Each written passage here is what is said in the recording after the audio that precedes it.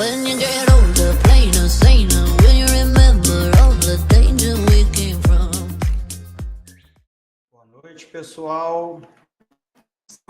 Todos muito bem-vindos, todas muito bem-vindas. Eu sou o professor Henrique Trevisoli Ferraz, aqui da Universidade Federal de Jataí, e gostaria muito de dar boas-vindas, né, a todos e a todas no nosso segundo dia do primeiro encontro de parasitologia e estudos de conservação. Antes da gente iniciar com as palestras, eu gostaria de lembrá-los e dar alguns recados importantes, tá? Durante as palestras, vão ser disponibilizados no chat do YouTube alguns formulários para vocês preencherem para contabilização da presença, tá? Basta vocês assinarem, preencherem e assinarem, né, uma vez por dia esses formulários para que seja feita posteriormente a emissão do certificado. E se durante a apresentação vocês tiverem qualquer dúvida, podem mandar as suas perguntas no chat do YouTube, e nós temos pessoas que estarão atentas lá, selecionando as perguntas para que ao final da palestra a gente encaminhe para os palestrantes, tá bom? Bom, a primeira palestra de hoje, ela vai ser ministrada pela médica veterinária Vitória Luiza de Barros. A Vitória é graduada em Medicina Veterinária pela Universidade Federal de Mato Grosso, especialista em clínica e cirurgia de animais silvestres e exóticos. É mestre em ciências veterinárias pela Universidade Federal do Mato Grosso e atualmente está cursando a especialização em bem-estar de animais silvestres e exóticos, além de ser também doutoranda em ciências veterinárias pela Universidade Federal do Mato Grosso. O tema da palestra que a Vitória ministra para a gente são os desastres ambientais e dispersão de parasitas, o que aprendemos com as queimadas de 2020. Vitória, você pode ficar à vontade colocar a sua apresentação para ministrar a sua palestra, e qualquer coisa que você precisar, estamos aqui a postos, tá bom? Tudo bem, obrigada. Vou.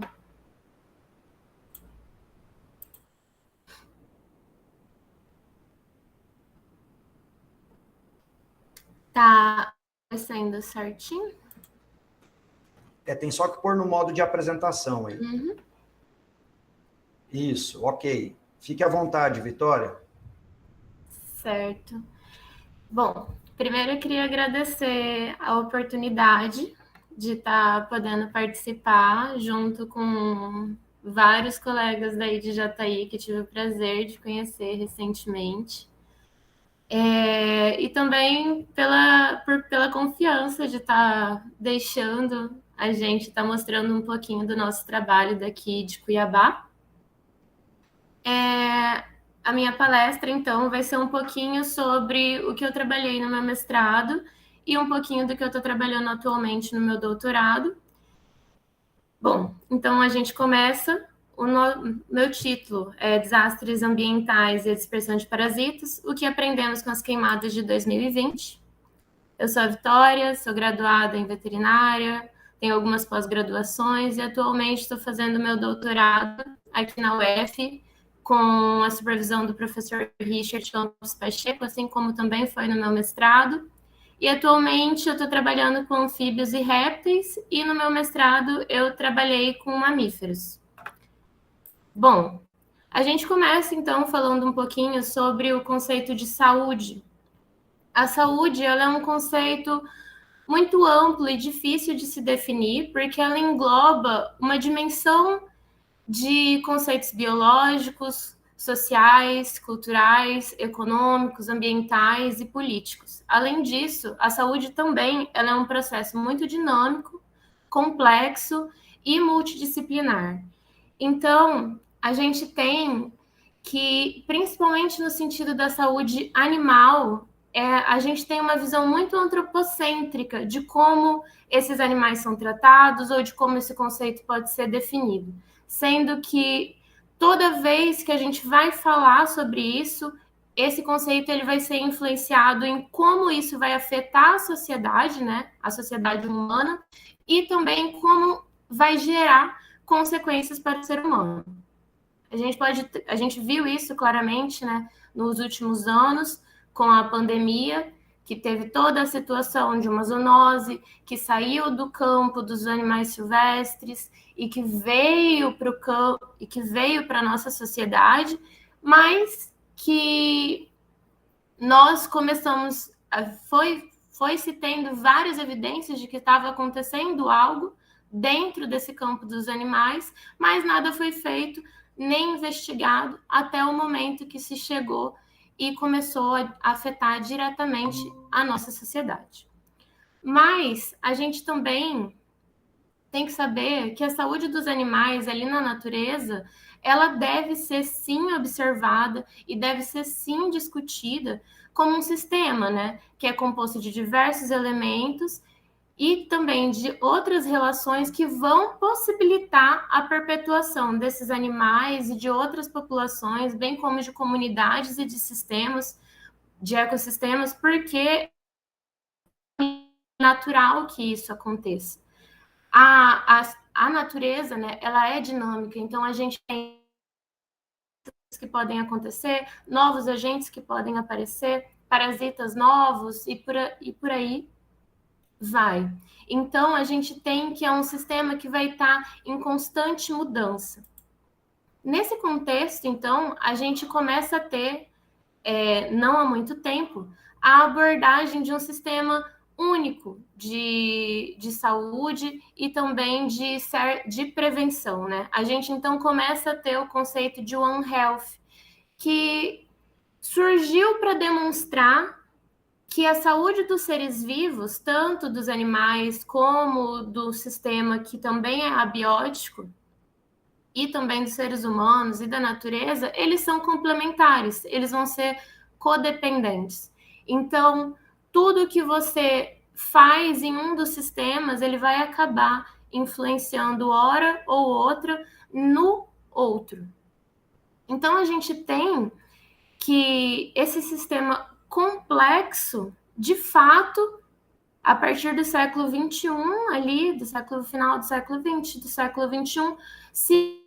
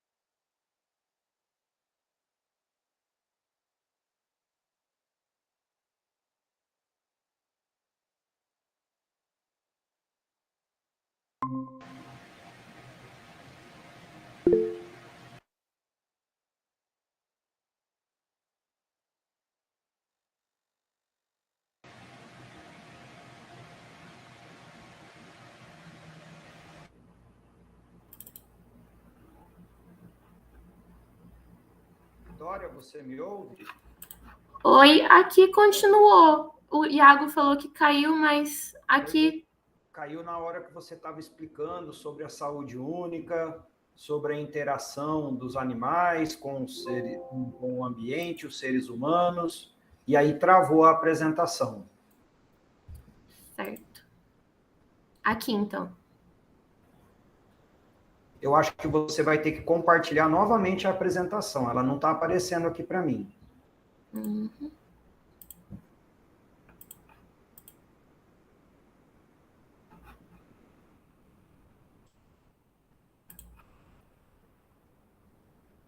Agora foi? Sim, pode ficar à vontade. Desculpa, gente, é que eu tô no trabalho ainda e a internet aqui não é muito boa. Bom, então a gente começa a ter esse conceito do One Health, né, e de como tudo vai estar interligado e se influenciando. E a gente sabe, então, que vão ser diversos os fatores que, em conjunto, vão fazer com que, principalmente, né, esses patógenos e essas doenças, elas comecem ou a se tornar doenças emergentes, né, quando são situações de doenças relativamente novas, ou como em alguns casos até doenças reemergentes, tanto no caso da saúde animal como também na saúde humana.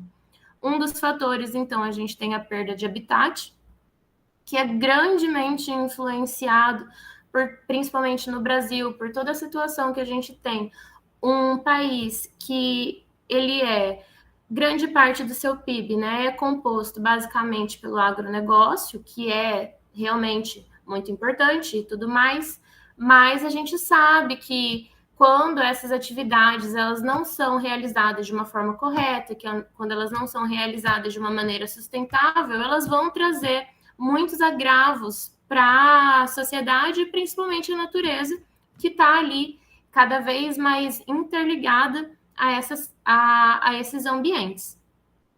No Mato Grosso, onde a gente realiza os nossos estudos, né, esses mapas são do ano de 2020, mas em 2021, por exemplo, a gente teve um dos maiores índices de queimada no estado, que, além disso, também uma grande parte da Amazônia Legal também foi desmatada, e isso vem trazendo diversas influências que, inclusive, podem fazer com que toda a situação desses desastres ambientais, como aconteceu no ano de 2020, possam vir a acontecer novamente, ou, além disso, agravar também as situações como aconteceu no ano de 2019 e 2020, que foram queimadas sem precedentes, que a gente não estava preparado nem um pouco para receber ou comportar toda aquela situação, e nem como conter aquilo. Tanto que a gente teve uma perda de biodiversidade, de massa de biodiversidade gigantesca, que a gente nem consegue ainda estipular tudo que foi perdido naquela situação de 2019 e 2020. Além disso, a gente sabe que o planeta está em constante crescimento, a gente tem uma população que está em constante crescimento, e isso acaba levando também à superexploração de vários sistemas, né? E um deles é a exploração animal.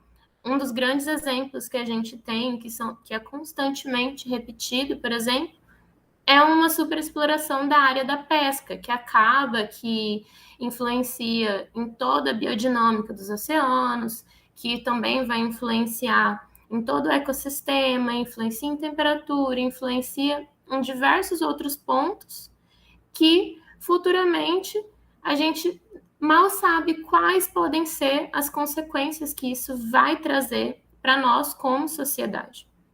Então, assim, basta ali um Google simples de uns 5 minutinhos e a gente consegue ver diversas e diversas notícias de que a cada ano toda essa situação vem piorando, e isso não só aqui na costa brasileira, né, mas como em diversos pontos espalhados, principalmente de países que, assim como o Brasil, no caso da pecuária e do agronegócio, que eles são dependentes dessa situação ali de fazer uma exploração de outras atividades animais.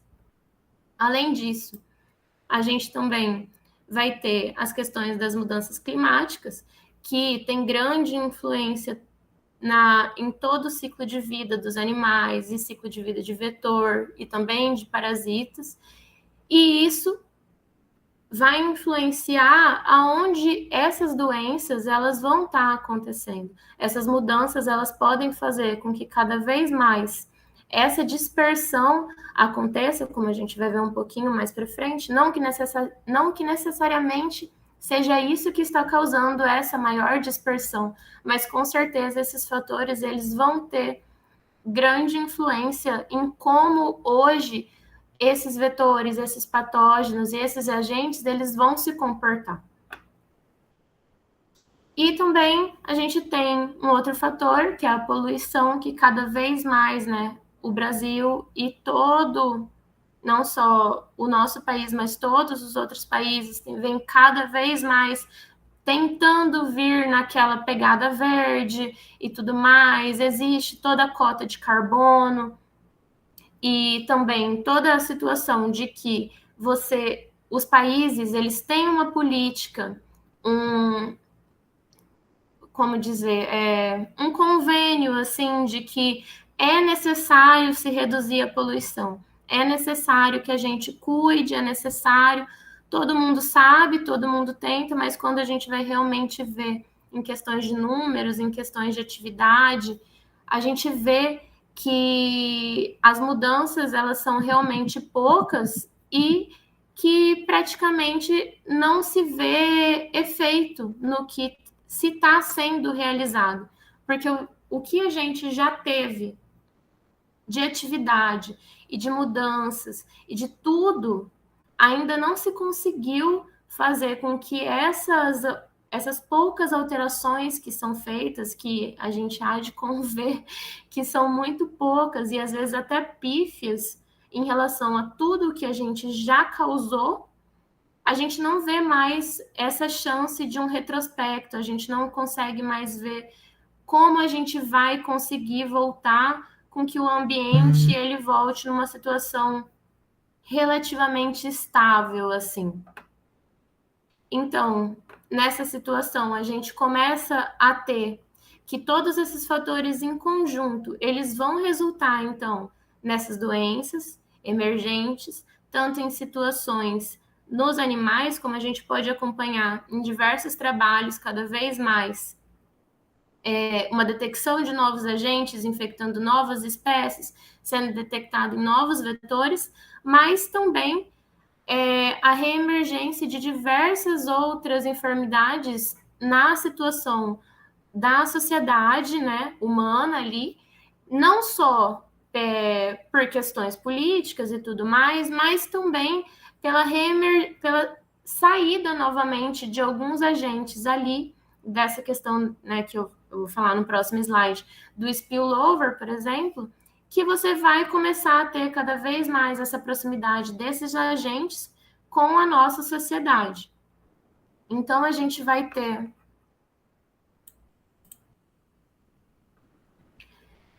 que até 70% dessas parasitoses, dessas doenças que a gente vê, elas são vindas de origem ali na vida selvagem, e então, posteriormente, né, a gente vai ter o processo de spillover ou de spillback, que seria então esse transbordamento que a gente fala, que são duas terminologias mais atuais para essa situação de que quando a gente tem agentes que saem ou da nossa sociedade para a vida animal, seja ela silvestre ou não, ou também quando sai desse ciclo do silvestre para a nossa sociedade. Porque a gente também, como eu falei, a gente tem que ter em mente que não é só os animais, né? Não só esses animais que eles vão trazer alguma coisa para nós, humanos, mas também o contrário também pode acontecer.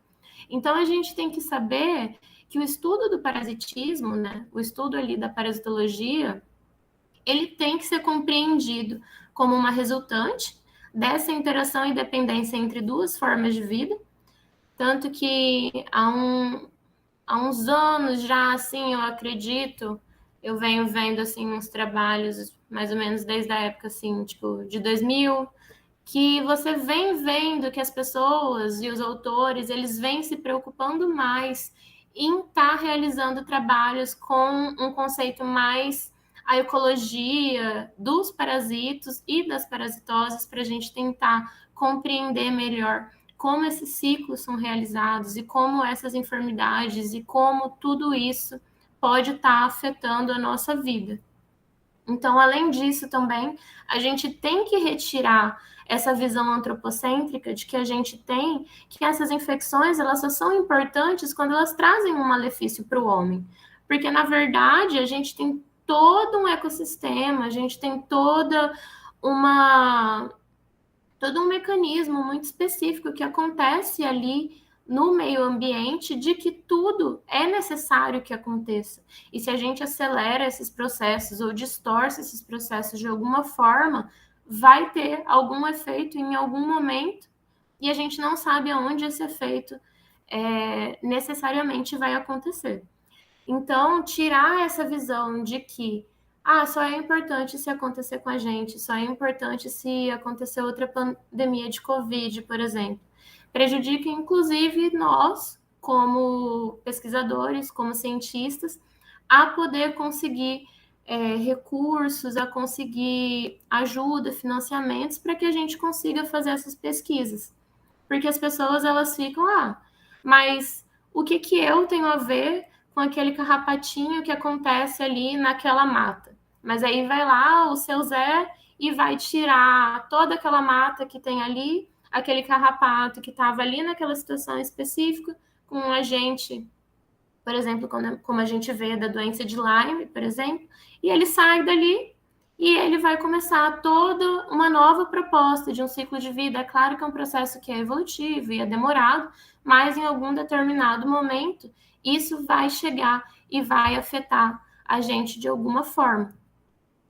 Então, a gente tem que o desafio ao controle dessas alterações, ela está principalmente na falta de estudo que a gente tem, né, em relação à quantidade da ecologia dos parasitas e de seus vetores, apesar de que vem sendo uma ciência que vem crescendo com o passar do tempo e tudo mais, ainda em relação a tudo que a gente vive e toda a situação que a gente tem hoje, né, de acúmulo de conhecimento, assim, ainda é uma parcela muito pequena, mas é uma parcela ainda muito importante de tudo isso que a gente vê dentro da parasitologia. É um conceito relativamente novo. Então, se é uma situação tão importante, o porquê que a gente tem tão poucos estudos nessa área? Existem duas situações que a gente vê constantemente. Que uma é que até os pesquisadores mesmo, principalmente quando a gente lida com essa área da clínica, que é o que eu estou lidando no meu doutorado agora, não especificamente com o que eu mexi no meu mestrado, mas o que a gente vê? Que as pessoas, elas constantemente falam, e isso é um mal do veterinário, às vezes, eu acho, não sei, mas a gente fala, se não tem sinal clínico, ou se esses sinais clínicos, eles são inespecíficos, aquilo ali se torna banalizado. Um grande exemplo disso é um dos parasitas que eu estou mexendo agora, que é o hepatozum, principalmente quando a gente fala em répteis.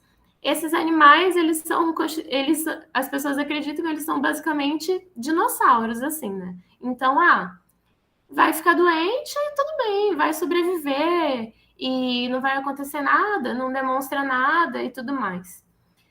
Mas a partir do momento que a gente tem uma infecção, seja ela massiva ou não, em um animal, seja uma infestação de carrapatos, ou seja uma infecção por algum protozoário, bactéria ou fungo, aquilo ali, em algum ponto, em alguma consequência, em algum determinado momento, vai trazer consequências para a saúde daquele animal. Vai fazer com que ele, de alguma forma, reaja àquela infecção, e isso pode fazer com que ele mude aquele comportamento da vida dele.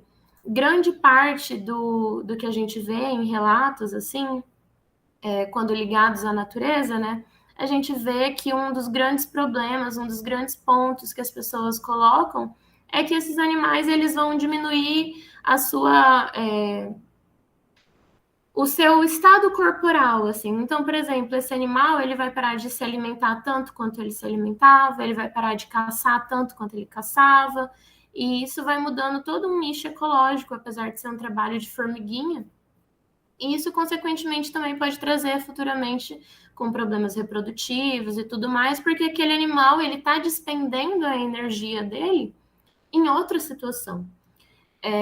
Inclusive, um trabalho recente, que particularmente foi a primeira vez assim que eu tinha visto alguém falando isso e refutando muito desses trabalhos que falam que não é importante porque não traz consequências. Esse trabalho ele fala justamente isso, de que se o animal ele está infectado, se ele está infestado, alguma consequência tem. Talvez nós não estamos procurando no lugar correto, talvez nós não estamos fazendo as pesquisas nas áreas corretas, ou talvez estejam faltando pontos a serem colocados, ou às vezes até tecnologia, quem sabe, a que seja necessário a gente pegar para saber realmente o que está acontecendo. Mas em algum determinado ponto, isso está acontecendo, porque é biológico, né? Que a gente pegue a nossa energia e vá passar ela para uma outra situação.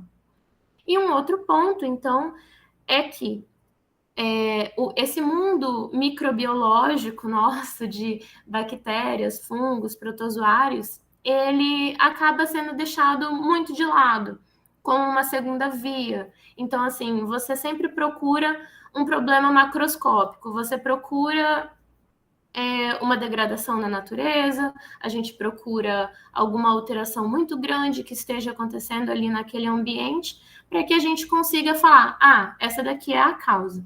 Mas, às vezes, é uma coisa pequenininha, e a gente não conseguiu identificar porque não foi um ponto que a gente pensou assim, isso pode ser prejudicial. Por exemplo, nos casos de BD na Europa, né? É claro que é um fungo muito específico de uma situação fria e tudo mais, mas é um caso muito típico, porque se passou meses e meses se procurando o que estava acontecendo com aquelas comunidades de anfíbios e de alguns lagartinhos, né? Que foram simplesmente dizimadas, algumas espécies foram até extintas, e não se deu tempo suficiente de descobrir que era um fungo que estava causando aquilo ali. Aí hoje tudo bem, nós sabemos que esse fungo se criou medidas para preservação, se criou formas daquilo ali não ser espalhado para outras regiões, né?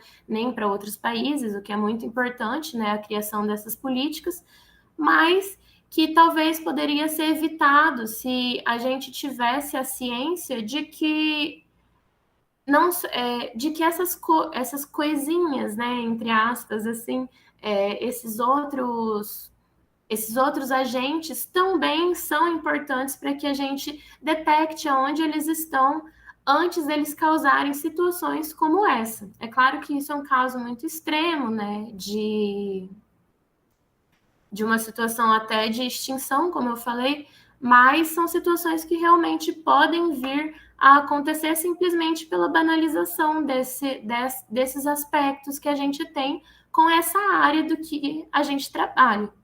Então, é importante que nós, como pesquisadores, a gente consiga demonstrar que é de fato relevante o estudo dessas áreas em diversas áreas, né?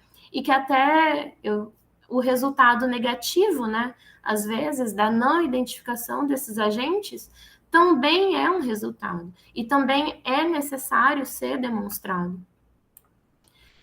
Então, falando um pouquinho mais do nosso estudo aqui, a gente levou, né, um pouquinho de tudo isso em consideração, mas também muito dessas coisas a gente acabou que foi aprendendo na metade do nosso caminho, né? Mas então a gente sabe que o estado do Mato Grosso ele é um estado muito rico, tanto em fauna quanto em flora. Ele tem um ecossistema muito particular, ele tem uma dinâmica climática muito particular. E isso faz com que o nosso estado ele seja considerado um hotspot para a conservação nacional dessas espécies. Então, é um lugar chave para que a gente consiga fazer estudos e que a gente consiga também demonstrar a importância da detecção desses parasitas. a gente tem um grande número de mamíferos, nós possuímos quase 20%, o Brasil possui quase 20% de todas as espécies que já foram descritas, sendo que no estado do Mato Grosso possui dessas espécies que acontecem só aqui, então é uma situação muito particular que a gente não consegue ter em outras regiões, principalmente porque a gente tem 3 dos grandes biomas do Brasil acontecendo aqui. A gente também tem, falando um pouquinho do doutorado, né? A gente também tem uma fauna riquíssima de anfíbios e uma fauna riquíssima de répteis, sendo que a gente é o 3º lugar da fauna herpetológica do Brasil. E a gente, falando especificamente de anfíbios, nós temos a maior fauna desses animais também, tanto em quantidade quanto em diversidade. Fazendo, então, com que seja importante que a gente tenha, aumente, né, cada vez mais o nosso trabalho com essas outras espécies, que também são espécies muito difíceis de serem trabalhadas, às vezes até pelas pessoas terem certo receio, ou até da sociedade, até da gente, né, como sociedade, ter uma certa repulsa estar trabalhando com esses animais. Mas é importante que a gente saiba que, que os anfíbios, por exemplo, eles são grandes medidores de ambiente, então são um dos primeiros animais que vão ser afetados com essas alterações, né, que a gente falou anteriormente. Os répteis, eles também são grandes predadores em um determinado nicho ali, né? E assim como os mamíferos, eles também têm a sua importância para estar fazendo aquele controle ambiental. Então, a nossa metodologia no mestrado, né, no ano de 2021, nós fizemos principalmente a parte da detecção molecular de mamíferos aqui no estado, né, de hemoprotozoários aqui no estado. E agora, no doutorado, nós, como eu falei, a gente veio aprendendo muita coisa no caminho. No doutorado, a gente viu que também seria necessário, além da parte molecular, a gente também fazer um perfil sanitário desses animais de uma determinada forma, né? Avaliar como esses animais estavam, se eles pareciam que estavam saudáveis, e também, quando possível, a gente também realiza a parte do hemograma desses animais, né? Também para verificar ali, não só visualmente, mas também em um quantitativo, se aquele animal está saudável, se ele não está saudável. Quando também possível, em relação à quantidade, a gente também faz a bioquímica desses animais. E isso também acaba que, em um determinado ponto, vai auxiliar também os veterinários que trabalham especificamente com a fauna silvestre, né? Que a gente precisa de dados, assim, que cada vez mais esse mercado pet, ele vem se divergindo, e cada vez as pessoas vêm criando animais diferentes e tudo mais. Então, é importante que a gente também consiga fornecer dados para que ali o veterinário, ele também consiga estar trabalhando nessa outra área que também é muito importante, né? Da sanidade ali dentro da nossa própria casa. Basicamente, então, a gente faz a coleta desses animais quando eles vêm a óbito e chegam aqui na nossa faculdade. A gente vai ao laboratório de patologia, realiza as necrópsias. Falando especificamente do ano de 2019, 2020, né, que foram os animais das queimadas, que foram os mamíferos. Os animais chegavam aqui na faculdade ou eles permaneciam internados no setor de silvestres. E a gente teve um número muito grande de animais, infelizmente, né, que vieram a óbito, e foi desses animais que o nosso projeto foi, de fato, executado.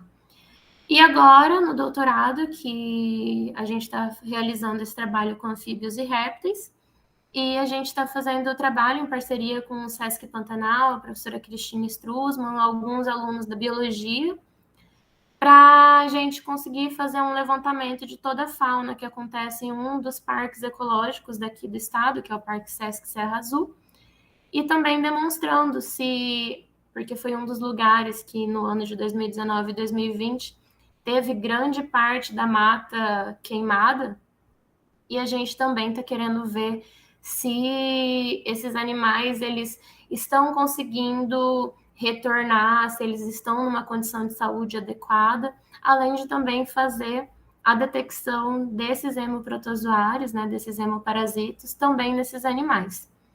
Alguns desses animais do doutorado, a gente tem as licenças do IBAMA, a gente tem as licenças do SEUA, alguns grupos específicos de anfíbios, a gente está fazendo as necrópsias também, para que a gente também tenha um material coletado, para que possa ser feita toda a parte de histologia também para detecção de outras formas parasitárias, além daquela que a gente consegue ver unicamente no esfregaço sanguíneo. Então, falando ainda dessa primeira parte, né, de resultados do mestrado, a gente teve uns animais oriundos de 6 municípios daqui do estado, principalmente da região do Pantanal, que foi onde teve, né, a maior parte das queimadas afetadas. Não vou falar em quantitativo, assim, mas a gente fez em média fizemos em média necrópsia de quase 300 animais, mas não foram todos esses animais que vieram ao estudo, até por questão de qualidade de DNA, qualidade das amostras e tudo mais, então a gente filtrou todo esse material. E como resultado, a gente teve alguns depósitos, né, no GenBank, eu coloquei os números aqui, e a gente teve a detecção de citalquizum em jaguatirica, a gente teve a detecção de hepatozum em onça-pintada e também em jaguatirica, e um dos dados mais robustos, assim, do nosso trabalho foi a detecção de Theileria, muito similar à Theileria equi, que foi encontrada em Campo Grande, em gatos de rua. Então, a gente consegue ver que, ou imaginar, né, ou a gente consegue ter uma ideia, assim, daquela situação que a gente falou no começo, de que existe uma circulação, existe uma mudança em algum determinado ponto desses vetores que estão fazendo com que esses agentes comecem a infectar outros animais. Então, a gente teve esse nosso estudo, teve também um estudo de 2020, também teve o estudo do professor Marcos André, que fez também a detecção desse agente em outras espécies de animais. Especificamente agora do doutorado, a gente ainda está no começo, né? Então, eu ainda estou realizando as coletas. As nossas coletas são realizadas no município de Rosário Oeste, onde o parque fica localizado. A gente vai uma vez por mês, tanto na seca como na chuva, realiza as coletas desses animais. E quando eu volto para Cuiabá, eu realizo a leitura dos esfregaços sanguíneos para que a gente também faça um filtro do que a gente vai estar processando, fazendo a análise molecular e futuramente a filogenia desses animais também. Então, até o momento, a gente já teve algumas descrições de novas infecções em algumas espécies, né? Sendo que a gente não consegue afirmar unicamente com esfregaço sanguíneo quais são realmente aquelas espécies, mas a gente já teve detecção em novas espécies de anfíbios, algumas espécies de serpentes também, e também novas espécies de parasito que também não tinham sido relatadas aqui no estado e até nessas regiões mais próximas, né, nesses mesmos biomas que a gente está trabalhando. E além do hepatozum ou desse grupo, né, de apicomplexas que a gente trabalha especificamente, a gente também teve a identificação de alguns filarídeos e também a identificação de tripanosomatídeos em algumas dessas espécies. E também, além disso, em parceria com o pessoal de Jataí, a gente também vai começar a fazer toda a eumintofauna desses animais também, para a gente também ver até se também existem outras infecções que também acontecem nesses animais, para a gente poder ter um aproveitamento melhor e mais geral desse material. Então, a gente conclui que, né, pelo exposto, que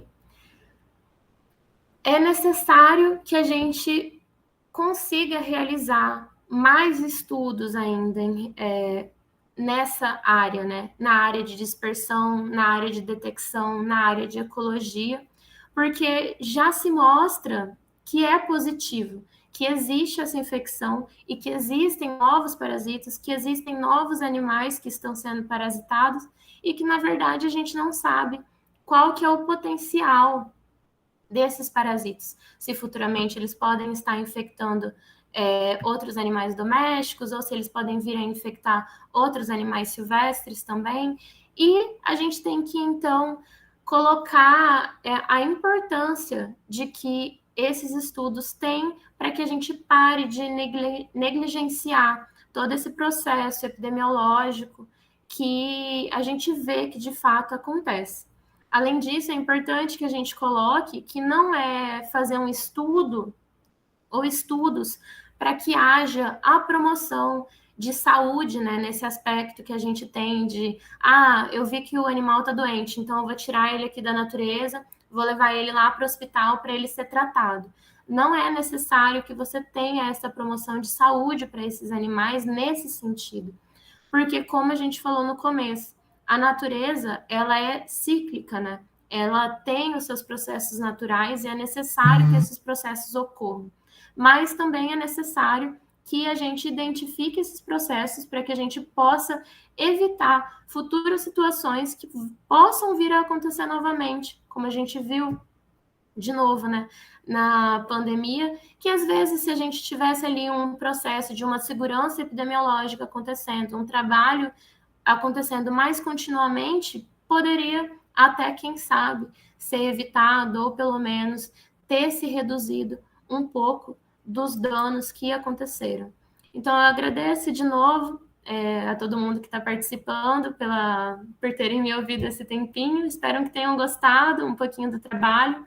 A gente aqui em Cuiabá se mostra de portas abertas a quem quiser vir conhecer um pouquinho do laboratório.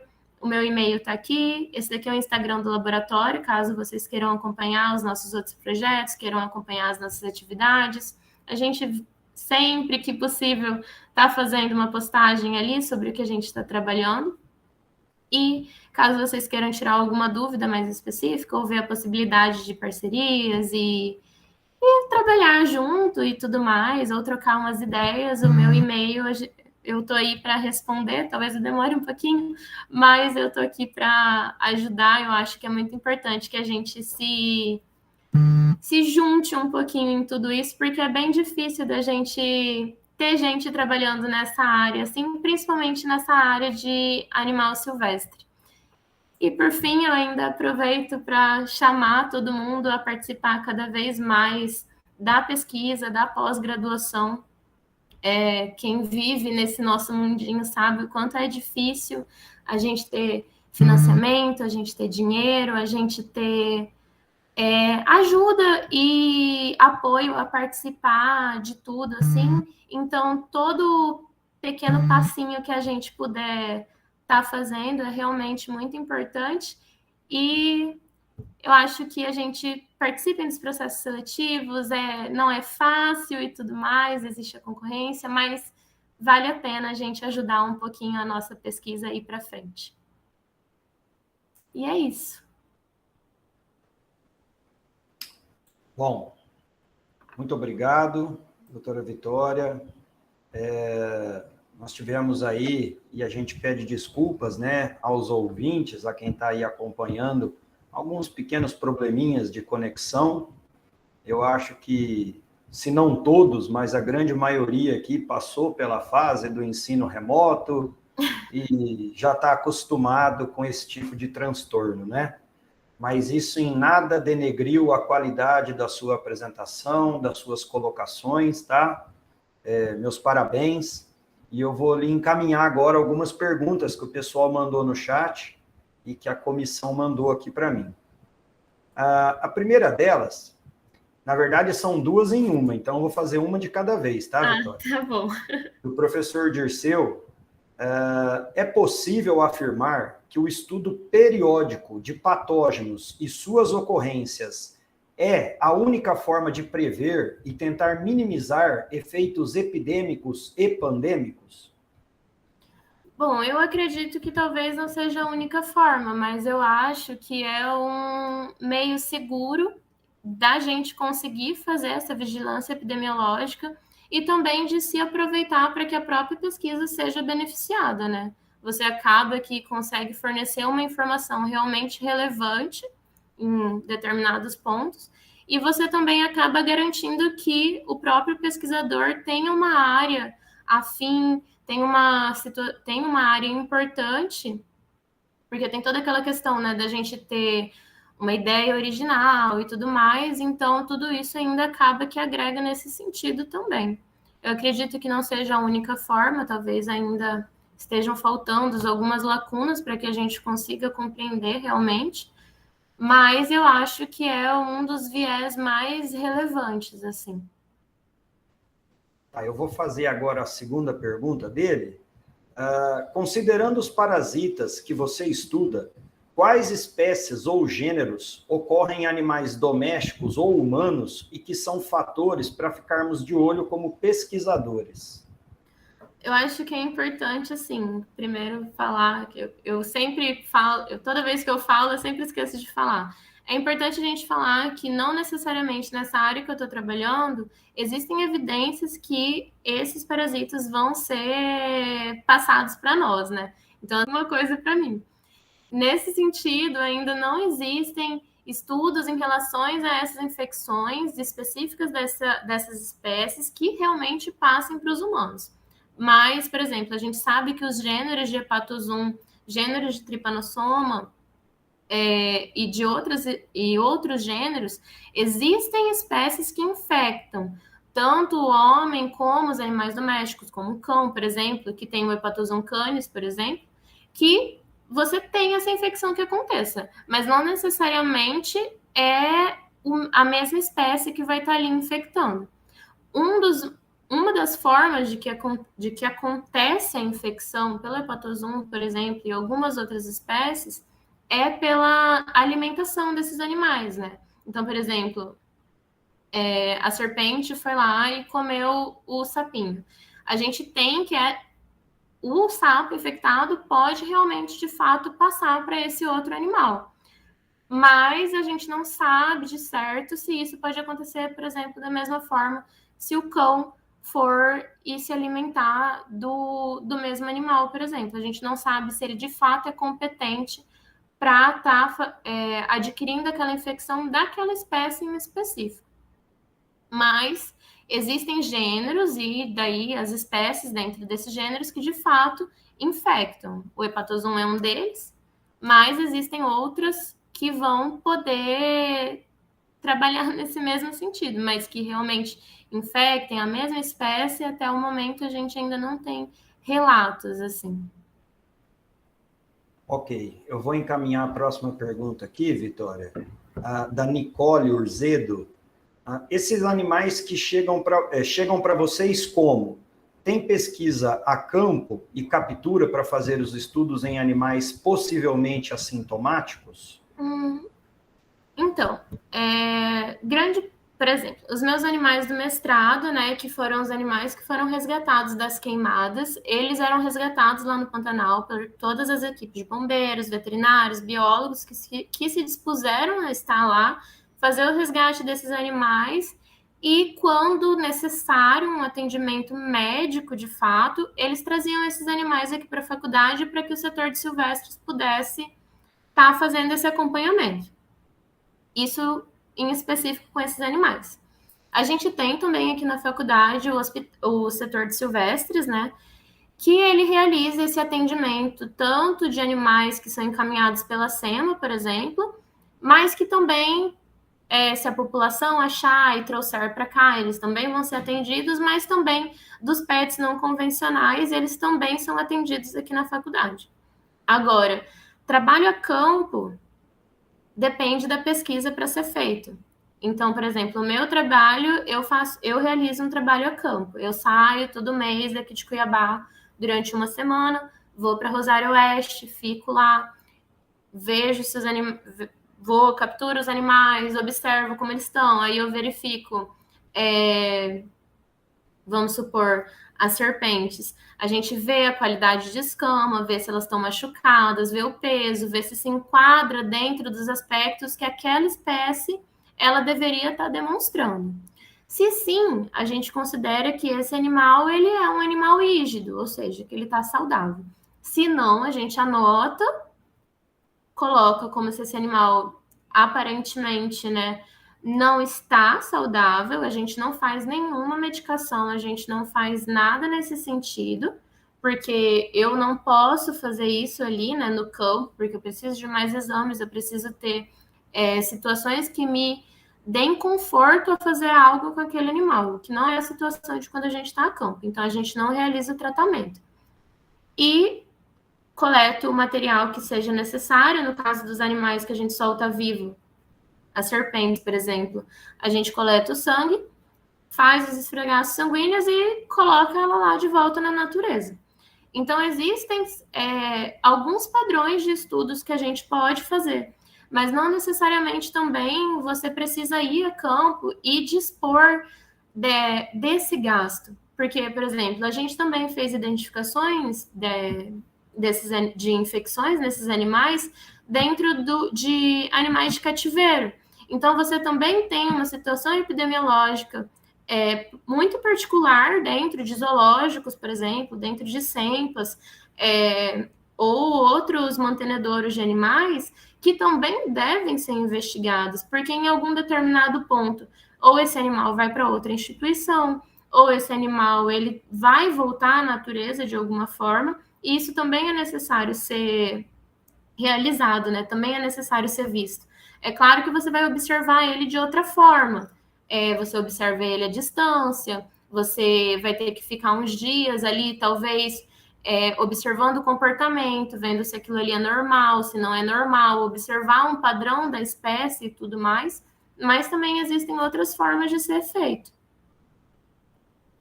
Ok. Deixa eu ver aqui a próxima pergunta. É do Jordeano Souza.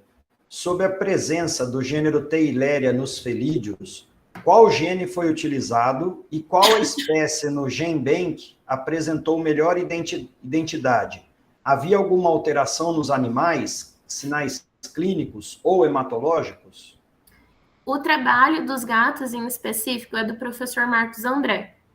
Então, eu não tenho como falar sobre sinais que eles encontraram e tudo mais. Eu não me lembro. Desculpa.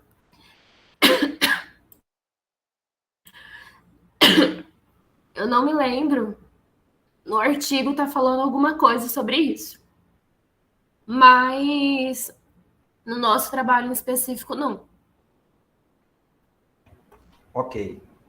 Toma uma aguinha aí que eu vou ver a próxima pergunta aqui.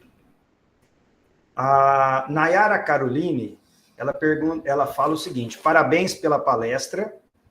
Gostaria de saber se ao longo da pesquisa vocês chegaram a identificar algum parasito que não foi identificado ou catalogado ainda. A gente encontrou algumas espécies de hepatozum e algumas espécies de serpente, que são diferentes. E a gente também encontrou algumas identificações em alguns lagartos também, que também foram diferentes. Mas espécie, assim, tipo, nunca vista, não. Ok, Vitória. Mais uma vez, eu gostaria muito de agradecer pela sua palestra, pelas suas explicações, pelo seu tempo despendido para a gente, né? Dizer que no chat choveram mensagens de elogios, tá, da palestra, e agradecer, colocar sempre também a Universidade Federal de Jataí à disposição de vocês, o que vocês precisarem, nós estamos aqui, não só vocês, mas todos os ouvintes aí, né? Estamos aqui, a função da universidade pública é essa, levar o conhecimento, tá? Se você quiser fazer alguma consideração final, para depois a gente dar um intervalinho aí e 7h30 voltar com a próxima palestra. Obrigado. Só agradecer mesmo e espero ser chamado para outras vezes e agradeço a todo mundo que elogiou e tudo mais. Muito obrigada pelo espacinho, para mim é bem importante estar demonstrando o pouquinho que a gente aprendeu aqui.